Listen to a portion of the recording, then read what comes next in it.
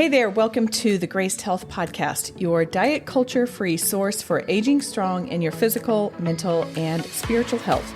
My name is Amy Connell. I'm a weight neutral certified personal trainer and intuitive eating focused nutrition coach who loves walks with friends, chocolate, and Jesus. This is the place for women over 40 who are looking to grow strong as they age and nourish their body, mind, and spirit. I'm so glad you're here. If you are a new listener, first of all, welcome. And if you want to learn more about this podcast, go check out season 19 starting January 9th, 2024. And then listen to the episode 30 plus non-gym ways to improve your health. You'll find the free download that goes with that episode in today's show notes. Let's dive into today's episode. Today is the day that we cover a topic I have been wanting to talk about and to dive into for over a year. Over a year, you guys. I remember being in our Graced Health Plus community, which is just the subscription arm of this podcast.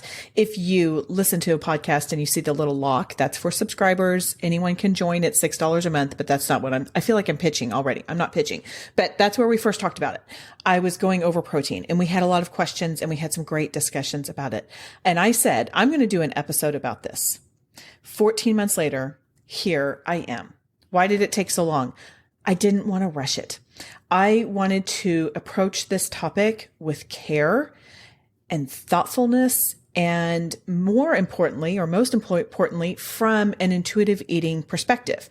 If you will recall, 14 months ago, I was in the thick of writing my book for teen girls, and I was realizing that it is so important to position and to communicate nutritional information without it being diet-culturey, without it being strict rules or whatever. And so I've just been a little fearful.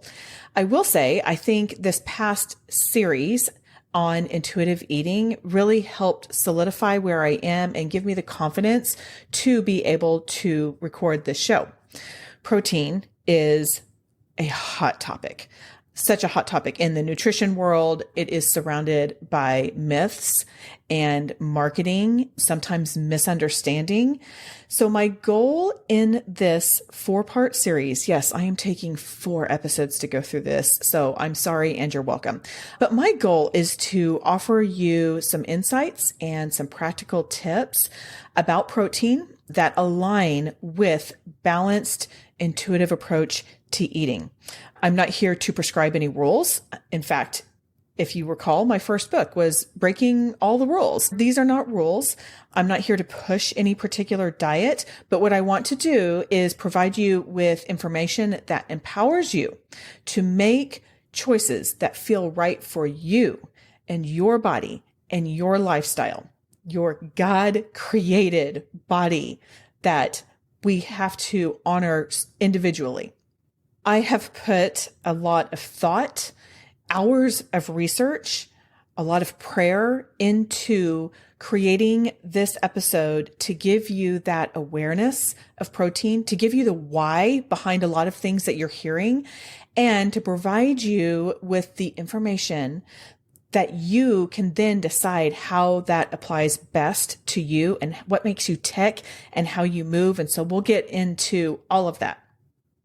As I mentioned, this is a 4-part series because I feel like it's important to give a lot of the backstory. I was talking with a friend one time and she said, I have found that if I know the why behind something, then it seems to settle in better. And then I'm either more likely to do it or apply it, or you just understand it a little bit better. So I'm trying to give you the why without totally getting in the weeds. I do get in the weeds a little bit. So what to expect? Part 1, which is today, we're going to talk about just kind of like we're setting some ground rules for this episode. We're going to be talking about my sources, where I go to learn. Well, then we're going to get into more of the nitty gritty. What makes up a protein? What does protein do? Why do we need more as we get older? If you are in my age group in this perimenopause, menopausal, postmenopausal and beyond, then you have probably heard, yeah, you need more protein as you get older. I'm going to tell you why. And then we'll talk about plant versus animal protein. In part 2, which will come out on Thursday. So this is dropping on a Tuesday. Typically we have weekly episodes, but we're doing twice a week during this 4-part series. I'm going to be talking about protein powder, about collagen, and about protein timing or nutrient timing. Part 3 is going to be more of the practical application, guidelines for how much protein do you actually need? We'll talk about how much is too much. Then we'll talk about how we can incorporate this into an intuitive eating perspective. Finally, we will end with just my strategy and recommendations for getting enough protein. And then in part 4, our final one, I am giving you the goods. We're going to talk about very practical application of like, how can we do this without it totally taking over our life, without spending tons of time in the kitchen, and without having to open up the refrigerator and go like, what am I going to have for lunch? What am I going to have for breakfast? What am I going to have for dinner? And so I'm going to kind of give you my secret to how I make this happen for me with the recipes. So those recipes I am providing in what I am calling the protein prep playbook. And what this is your guide to nourishing, protein-rich meals. And really, it's not a meal. These are like, here's some proteins that you can do just to fit into your busy life. And rather than making you wait until part 4, if you are super anxious to get going on this and to explore it, I'm going to give you the download link now. But I really encourage you to listen to all 4 parts so you can understand why we are trying to do this and make sure that we are doing it in a way that works for us. And when I say us, I'm actually not talking about us collectively. I'm talking about me and you and your friend who hopefully you'll share these episodes with, and your mom, because you're trying to get her to have a bit more protein. So if you want to grab that, you can go to gracedhealth.com/protein-playbook and you can download that. But be sure to hit subscribe on your podcast player or follow if you are on Apple. That's that little plus button. And that way these episodes will be automatically downloaded into your feed and you will hit all 4 of these episodes. Okay, before we get going, I want to just kind of make some ground rules. These are what I am calling my guidelines for this episode. This is not like how much you need to be having. We will get to that, I promise. But these are my guidelines for creating this episode. Number 1, I assume that we are similar in that you want to age with resilience and strength and functionality. These are important to you. You care about what your body is going to be able to do and how it's going to be able to move 10 years from now, 20 years from now, maybe more than that. I'm going to call these grandma goals. So I am not a grandma. My kids are not married. I don't think I'm going to be a grandma anytime soon, but I know what I want when I am to that age and I know how I want to be able to move. And so I am going to assume that we are similar in that. Number 2, this is aligned with intuitive eating. This is not a weight loss episode. I don't educate, I don't coach, I don't train for weight loss. If you are listening and you are wanting to know how to use protein to lose weight, I'm very sorry to disappoint you, but we will not be covering that. So I'm going to save you a lot of time if you're like, but I want to know how to lose weight. This is not the episode for you. If you want to know how to use protein for your grandma goals, this is the podcast for you. Number 3, I'm going to assume you are active in some capacity. That means you are walking, you're playing tennis, you're strength training, you are on your indoor cycle or outdoor cycle. You are moving in some way because protein is nuanced on all of these things, on how much we move. So I will make that assumption about you. Number 4, please be aware, these are general guidelines. This is what I am able to provide as a certified nutrition coach. If you need specific guidance, if you have specific health issues, if you are a serious athlete and you need some individualized guidance, I am not the person for this. Please go see a registered dietitian. If you need a registered dietitian, I have a lot of resources. So reach out and I can get you connected with someone who is more appropriate to help you with that. Okay, now let's talk about sources. So I want you to visualize something with me. I want you to visualize walking into a ballroom full of people. And you know a lot of people, some of them you don't know. And everybody is enjoying themselves. They're having a good time. And there's that high level chatter that we hear whenever we walk into a room. And maybe you hear like various people saying various words, but it's not like you can put all of those together. It's not like you can even really tell what they're talking about, but you can just hear different words and phrases from people as things get louder or more quiet or something like that. Now, in this scenario we're imagining, we walked into this ballroom because we had something really important we wanted to tell someone. Maybe it was something fantastic that happened at work that day. Maybe it is a relationship issue that you need to unpack with someone. Whatever that is, you have something important. Now, let's just say that you needed to talk with someone about your marriage, like something going on. You're not going to go to the first person who you hear who says the word marriage or husband or wife or whatever that is. Like, we're not going to go straight to that person who is saying a word that is somewhat familiar. Instead, what we're going to do, more than likely, I'm willing to bet a lot of money, is you're going to look for someone you know. You're going to look for someone who knows you well, who knows your backstory, who is empathetic, who will listen and respond with care and gentleness and kindness. And then you see a friend and you walk over to that friend and you start talking with that friend about whatever it is. Well, in this case, we're talking about our marriage, but it can be anything else. And you start talking with that friend. And what's going to happen is all of the high level chatter that we heard when we came in will die down a bit because we are focusing on that one voice. We're focusing on that one person. What does this have to do with protein? Well, in my opinion, when we pull up Instagram or Facebook or TikTok, that is the high level chatter of the ballroom. It is a lot of voices. It is a lot of people saying a lot of different things, and you need to choose the people you trust to listen to. So first, I do have to say, if you are listening to this and you trust my voice and you trust me, I'm beyond humbled and appreciative and grateful for that. What I've tried to do in this episode is tune into the voices that I respect in this space. Those two voices are the ones I listened to and I learned to as I was putting this episode together and doing the enormous amount of research. So who are those two voices? One of them is Dr. Stacy Sims. Dr. Sims is an exercise physiologist and nutrition scientist specializing in sex differences in training, nutrition, and health. She has her PhD, and she really works on female physiology.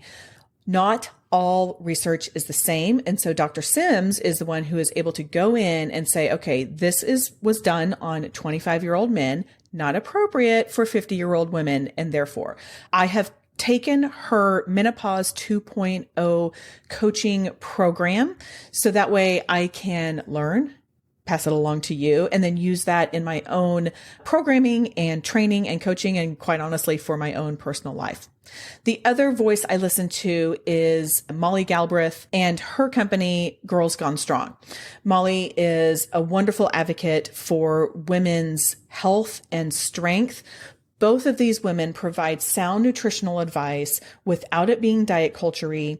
I will say, if you really get into their stuff, they will provide information on body comp changes, but it's more of like, we get that this is something that you want to know. It's not something that we are advocating or promoting, but here's the information if you want it. So, for whatever it's worth, those are the two main voices that I listen to.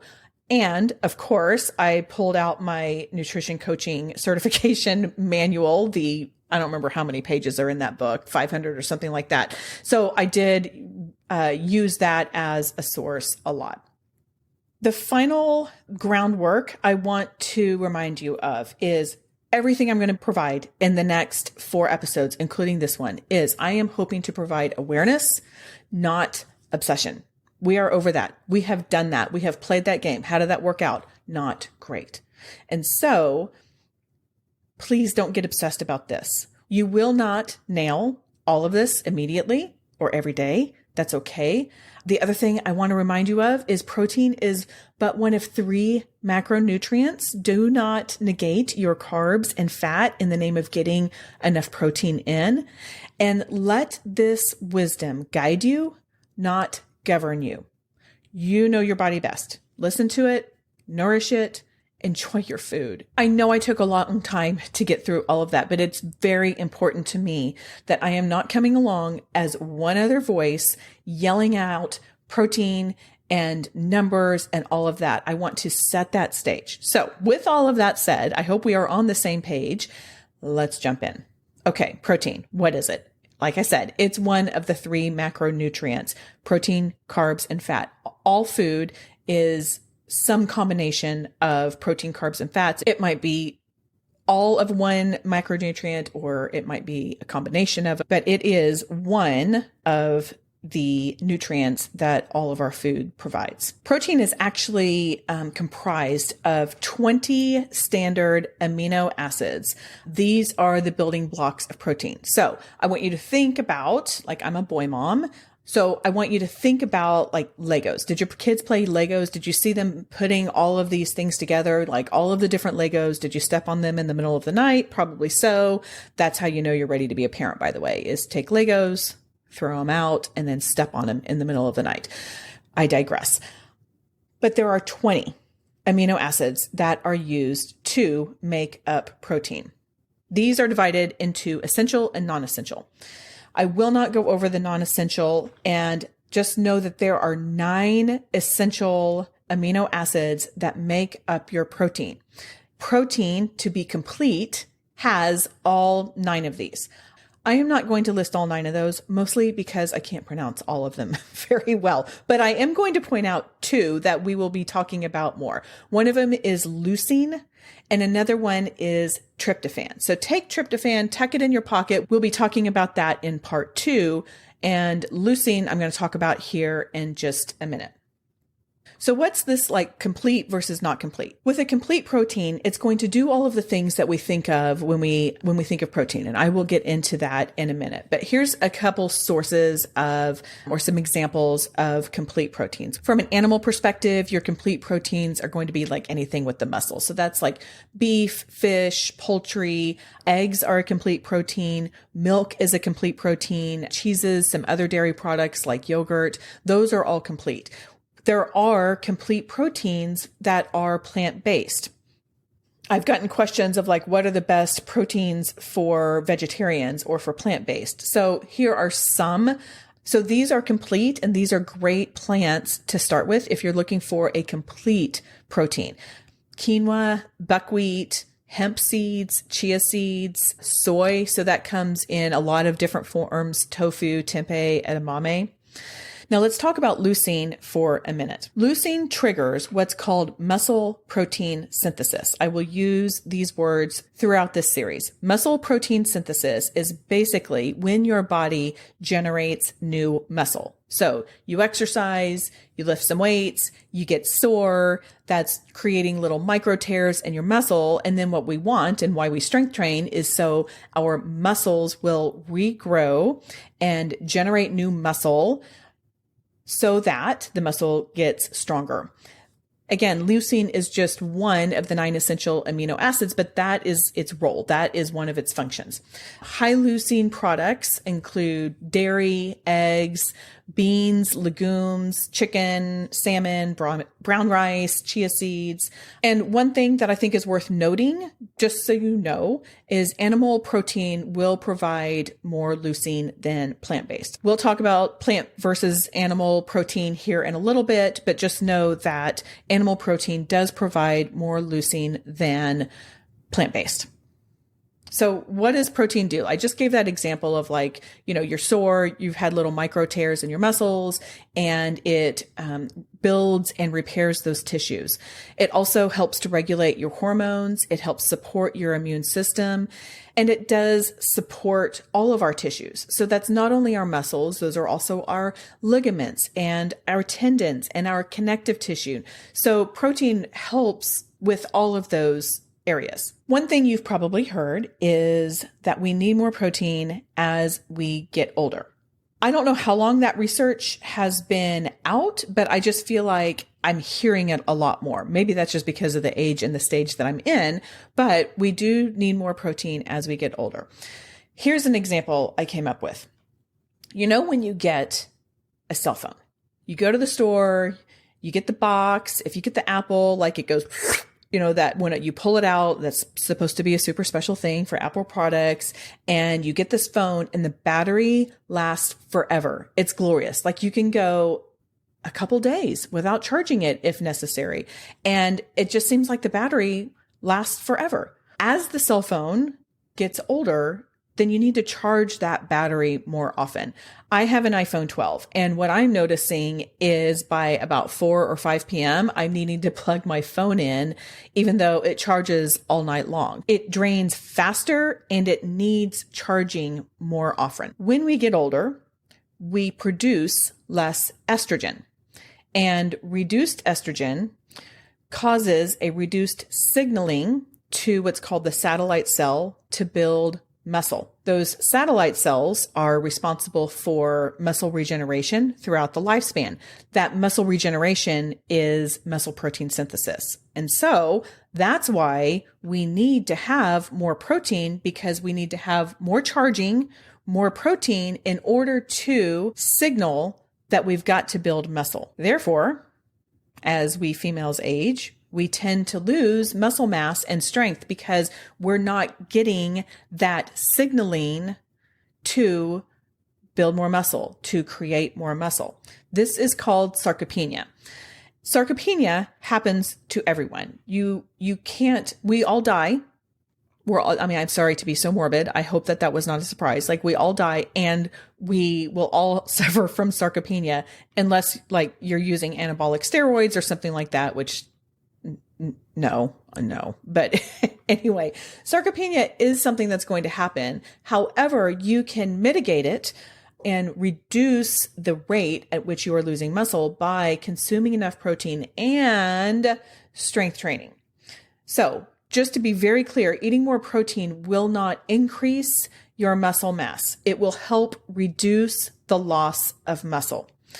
Continuing on this cell phone battery analogy, if your phone is losing its charge really quickly, it may be the age, it may be that it is an iPhone 12, but it also may be that you have a lot of apps open and you have your location services turned on and your notifications on for everything. So closing the apps and turning off your notifications will help your battery life.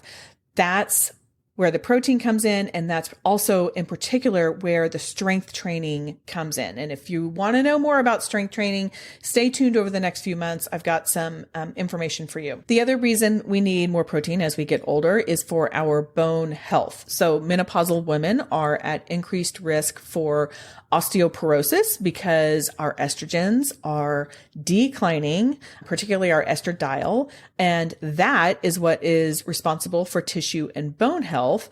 Protein will help that bone health by supporting your bone remodeling process and helping to maintain your bone mineral density, but also you need to strength train, says the personal trainer. This is not a strength training episode. I will have more information for you in the next few months if you don't know how to strength train.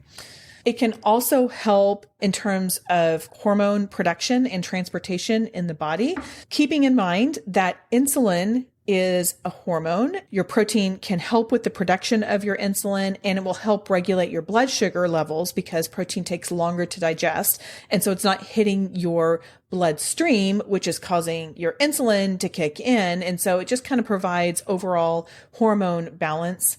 And then the final thing about why we need more protein as we get older is for our physical performance. I don't know about you, but I definitely notice my performance just declining. It's just a slight decline. Research has shown that adequate protein intake is associated with better performance among postmenopausal women. Women consuming protein at or above the recommended daily allowance, which we'll talk about later, demonstrated both better upper and lower extremity strength compared to those who consume less than the RDA. So consuming enough protein will help your physical performance. And we're not talking about your 100-meter sprint times. We're talking about your functionality and how you are moving and what your strength is to do all of the things that you love to do. There are absolutely nuances that go into your protein needs. And so that is how much you work out, what kind of workout you do. Endurance athletes need a different amount than strength athletes. If you've had surgery or illness, you definitely need to have more protein. And so just realize that throughout your, just say, monthly, yearly rhythms, you are going to need more or less depending on what's going on in your life. Now let's talk about plant versus animal based. I think it's appropriate to say here that you should consume the protein that makes you feel the best. And when I say feel, there's a lot of different ways in there, like what feels good in your belly, what sits well, what gives you energy. Is something keeping you up at night because you've had one type of protein or over the other? I mean, like, for example, I can't do soy protein. I get like the worst, just deepest, painful gas that I can imagine. So I stay away from soy protein, but maybe you feel great on it. So I will not say that there is one right or wrong way to consume your protein. I will say this. If you have chosen to be plant-based or vegetarian or vegan, however you define that for you and what you like to do, whatever those reasons are, maybe it is environmental, maybe it is animal cruelty, maybe it is for heart health. I encourage you to be just as intentional about choosing plants that support your protein needs as you are about why you are plant-based. I remember way back when the Oprah show was on and they were experimenting with being vegan. And I remember her saying to her producer, yeah, last time we tried to go vegan, we just ate potato chips all day long. If you have chosen to be plant-based, you probably have a really good reason for it. And I just encourage you to have that same intentionality with the protein that you are choosing. That being said, let's talk some more about animal and plant-based. Animal protein, I just want you to think of as like, what's a muscle? What carries a muscle? Are you eating that muscle? I know that's not a great visual, but that's just what it is. That maybe that's your beef, that's your chicken, your pork, your fish. Eggs and dairy are also animal-based proteins because they come from animal. Plant-based will more than likely have at least one other macronutrient with it. For example, you may have heard that beans are a great source of protein. Yes. And they also have carbohydrates and they have a lot of great fiber in them. You may have heard that nuts and seeds are a good protein source. Yes. And they also have healthy fats. You may have heard that soy products are a good source of protein. Yes. And they have some fats. So if it is plant-based, more than likely it has another macronutrient with it. What does that mean? Nothing really. Just be aware about that. So if you are eating a lot of, say, almond butter or peanut butter because you feel like, okay, well, this has some protein in it. Yes, it also does have some dietary fat in it. Dietary fat is good for you. Just be aware that that's also something that you are having. There is a difference between high protein and moderate protein. High protein is going to have a high amount of protein in it. So that is basically your animal protein, your animal meats, your eggs, your dairy, like Greek yogurt and cottage cheese. Not all dairy is high protein. Some of it is moderate protein. In terms of your dairy, moderate protein, that's going to be more like your cheese or shredded cheese, your milk, your plain yogurt. And your plant-based will mostly have moderate protein, because they also have another macronutrient in it. It's hard to have a high protein item when it also shares space with carbohydrates or fats. Again, those are great things to have. Just be aware that, again, your peanut butter may not have the density of protein that you think it is. How do you know this? Well, you can turn it around and look at the labels if that is something that is comfortable for you. Now, do you remember how we talked about leucine a second ago and how leucine triggers muscle protein synthesis? Plant-based proteins have less leucine, meaning you will need to have more plant-based foods with protein in them in order to get the kind of leucine that we are needing to trigger the muscle protein synthesis. So it may be that you just need to eat more of these plants in order to get the leucine that you need. I will talk about this in our third episode on here, but ideally you want to get between 2.5 to 3 grams of leucine per meal. And we want to be having about 3 to 4 meals a day. And I will say, when I throw out these numbers, I really want you to hold them loosely. I want you to toss that away if numbers are triggering for you. If you're like, whoa, this feels like this is going to set me down on the wrong path. If that feels overwhelming to you, then just don't worry about it. Just know that if you are eating a lot of plant-based items for your protein, then you'll just want to make sure that you are consuming a decent amount of it. So let's talk about some plant-based good quality protein items. And so I'm just going to spew this off. And by the way, these are in show notes. So if you want to go get all of this, you can get it. I will also include it in the protein playbook so you can have a quick and easy look at all of this. But in terms of plant-based, good, moderate protein items. So those are going to be legumes. Those are lentils, chickpeas, black beans, kidney beans, peas. Other good protein sources are in your soy products. So that's your tofu, your tempeh, your edamame, your nuts and seeds, almonds, pumpkin seeds, chia seeds, and hemp seeds. Both chia seeds and hemp seeds are a complete protein. So those are wonderful things that you can throw in when possible to increase that complete protein with all 9 essential amino acids. Your higher protein grains will include quinoa and buckwheat. Both of those are a complete protein. Amaranth, oats, wild oats. And then you've got vegetables. So that's spinach, broccoli, cauliflower, Brussels sprouts, asparagus, portobello mushrooms, both the big ones and the smaller ones. Those are all larger sources of protein in your vegetables. Nutritional yeast is another one. That is also another food that makes me really gassy. So if you love it, I'm super happy for you, but I've tried it before and it just doesn't work for me. Seitan, not for all you my Jesus-y friends. I'm not saying Satan. Okay. 2 different things. Seitan. It's Seitan, which is a wheat gluten. That is a good source of protein in a plant. And then finally, you can find plant-based protein powders, which is a wonderful place to stop.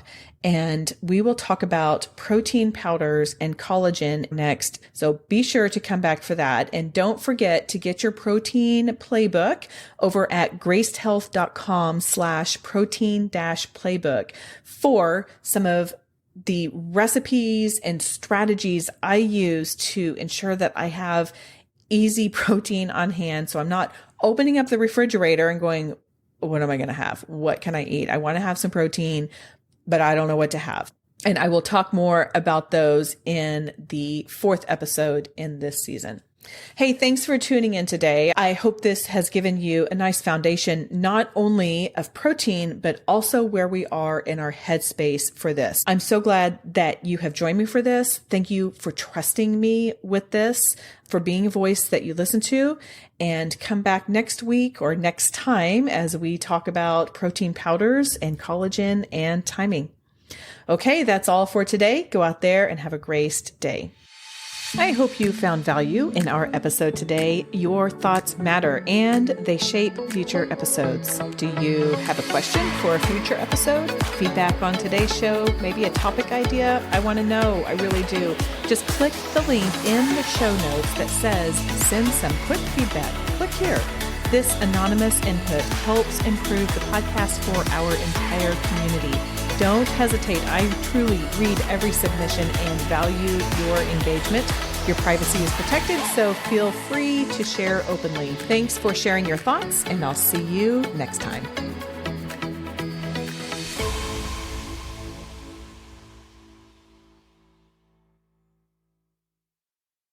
Hey, I'm so glad you've tuned in today. Thank you. A quick note before we go. This podcast has over 400 episodes and is on a journey of growth and evolution, just like all of us.